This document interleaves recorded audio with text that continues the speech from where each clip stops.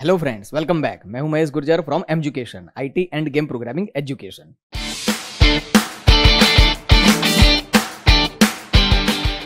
चलिए, ये सेशन में क्या करना है, इनहेरिटेंस एंड पैरामीटराइज्ड कंस्ट्रक्टर। जैसे कि लास्ट सेशन में हमने देखा है कि सुपर क्लास का डिफॉल्ट कंस्ट्रक्टर ऑटोमेटिकली कॉल होता है, लेकिन जब सब क्लास का पैरामीटराइज्ड कंस्ट्रक्टर कॉल होता है तो भी सुपर क्लास का डिफॉल्ट कंस्ट्रक्टर ही कॉल होता है। अगर हम सुपर क्लास का भी पैरामीटराइज्ड कंस्ट्रक्टर कॉल कराना चाहते हैं तो उसको मैन्युअली कॉल कराना पड़ेगा। कैसे कराते हैं, चलिए प्रैक्टिकल करते हैं। स्टार्ट,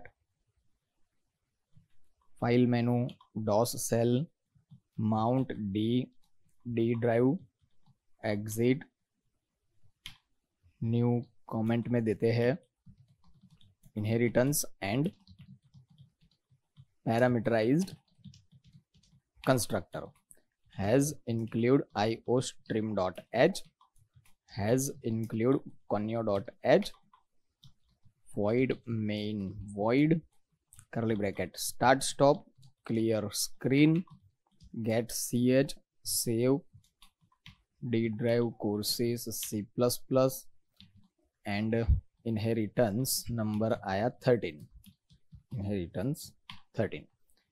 चलो एक क्लास बनाते हैं, क्लास 1 करली ब्रैकेट स्टार्ट स्टॉप सेमीकोलन। इसके अंदर पब्लिक में दो कंस्ट्रक्टर बनाते हैं, एक डिफॉल्ट कंस्ट्रक्टर एंड एक parameterized constructor, integer number. Okay, C out 1 default constructor endl, and यहां पे C out number is then less than dash 1 dash parameterized constructor. चलो ऐसा एक मैसेज दे दिया। अब क्या करते हैं, एक सब क्लास क्रिएट करते हैं। तो क्लास 2 करली ब्रैकेट स्टार्ट स्टॉप कॉलन करके 1 का इनहेरिटेंस करा लो पब्लिक 1।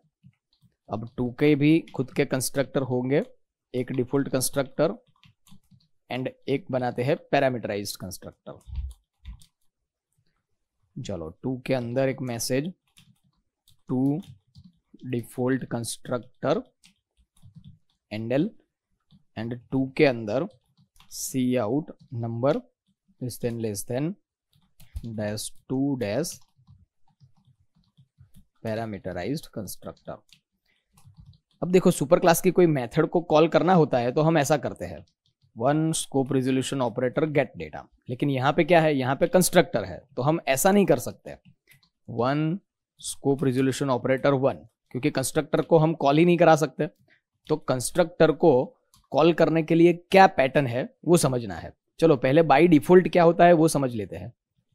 यहाँ पे हम क्या करेंगे, 2 क्लास के 2 ऑब्जेक्ट क्रिएट करते हैं क्लियर स्क्रीन के बाद।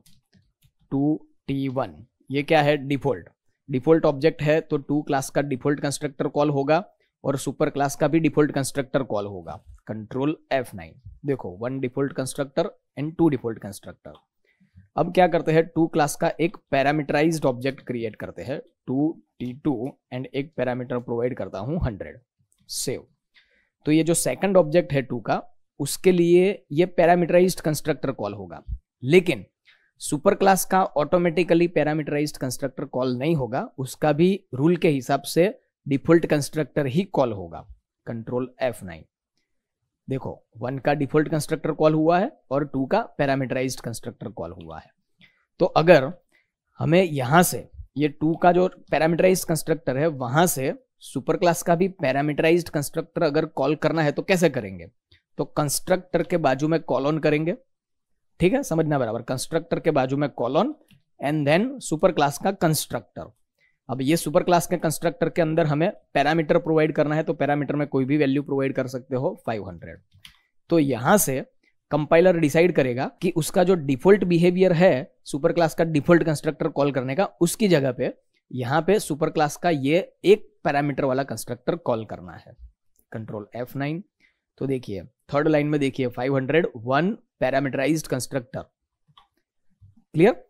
चलो अब यहाँ पे जो फिक्स वैल्यू प्रोवाइड किया है उसकी जगह पे 2 कंस्ट्रक्टर के अंदर जो वैल्यू है वो भी प्रोवाइड कर सकते हैं। डायरेक्टली ये नंबर की वैल्यू प्रोवाइड कर दी, कंट्रोल F9।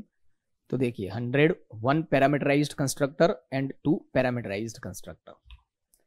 सिंपल। तो ये सीक्वेंस होता है।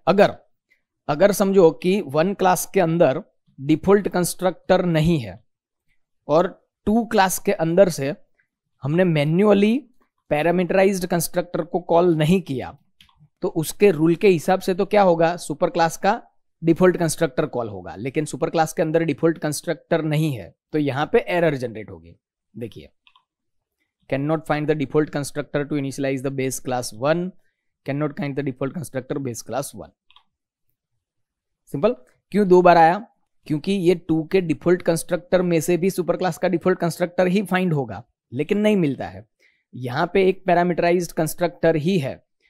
अगर एक भी कंस्ट्रक्टर नहीं है तो कंपाइलर क्या कंसीडर करेगा कि 1 क्लास के अंदर एक डिफॉल्ट कंस्ट्रक्टर है, तो कोई एरर जनरेट नहीं होगी। लेकिन 1 क्लास के डिफॉल्ट कंस्ट्रक्टर में बाय डिफॉल्ट जो डिफॉल्ट कंस्ट्रक्टर है उसके अंदर लॉजिकली कुछ नहीं है, इसलिए आउटपुट में कुछ नहीं दिखता है। क्लियर? तो जब आप इनहेरिटेंस के साथ कंस्ट्रक्टर का यूज करते हो तो उसमें 2 सिनेरियो है।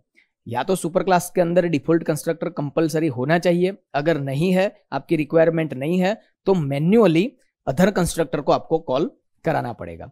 चलो इसको हम अनकमेंट कर देते हैं और एक और मल्टीपल इनहेरिटेंस में एक सिनेरियो देखते हैं। Save new programme,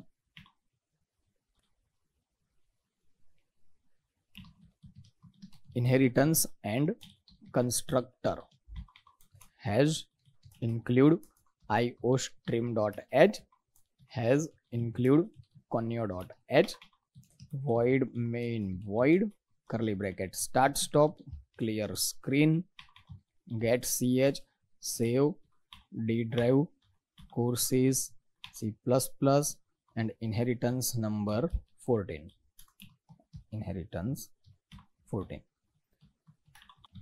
class 1 curly bracket start stop public 1 cout 1 default constructor endl. एक क्लास बनाते हैं 2 जिसमें कोई इनहेरिटेंस नहीं है, 1 और 2 दोनों सेपरेट क्लास है। पब्लिक 2, उसके अंदर भी डिफॉल्ट कंस्ट्रक्टर, सी आउट में मैसेज दे देते हैं 2 डिफॉल्ट कंस्ट्रक्टर एंडल। चलो अब दोनों का इनहेरिटेंस करते हैं क्लास 3 के अंदर, मतलब multiple inheritance. Public 1 comma public 2 करली ब्रैकेट स्टार्ट स्टॉप। 3 में भी एक डिफॉल्ट कंस्ट्रक्टर लेते हैं 3 सी आउट 3 डिफॉल्ट कंस्ट्रक्टर एंडल।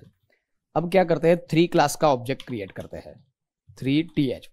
तो जैसे ही ऑब्जेक्ट क्रिएट होता है तो 3 क्लास का कंस्ट्रक्टर, लेकिन इसके पास 2 सुपर क्लास है, तो दोनों सुपर क्लास का डिफॉल्ट कंस्ट्रक्टर कॉल होगा। कौन से सीक्वेंस में होता है वो चेक करते हैं, कंट्रोल F9। तो देखिए पहले 1 default constructor, 2 default constructor and 3 default constructor. अगर कंस्ट्रक्टर कॉलिंग का सीक्वेंस चेंज करना है तो क्या करते हैं, यहाँ पे मैन्युअली चेंज करके देखते हैं। 3 के बाजू में पहले मुझे 2 कंस्ट्रक्टर कॉल करना है एंड कॉमा करके सेकंड में 1 कंस्ट्रक्टर कॉल करना है। ऐसा करके देखते हैं होता है कि नहीं है, कंट्रोल F9। तो देखो मैन्युअली अगर हम सीक्वेंस बदलते हैं फिर भी यहां से कोई नहीं फर्क पड़ता। पहले 1 क्लास का ही कॉल हुआ, बाद में 2 क्लास का ही कॉल हुआ। मीनिंग क्या हुआ, सीक्वेंस कहां से फर्क पड़ता है, जो सीक्वेंस में हमने इनहेरिटेंस किया है वहां से। तो यहां पे 2 कर देते हैं पहले एंड देन 1। अब चेक करो कंट्रोल F9।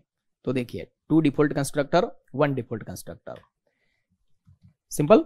तो फ्रेंड्स ये प्रोग्राम की प्रैक्टिस कर लीजिए, मिलते हैं नेक्स्ट सेशन में।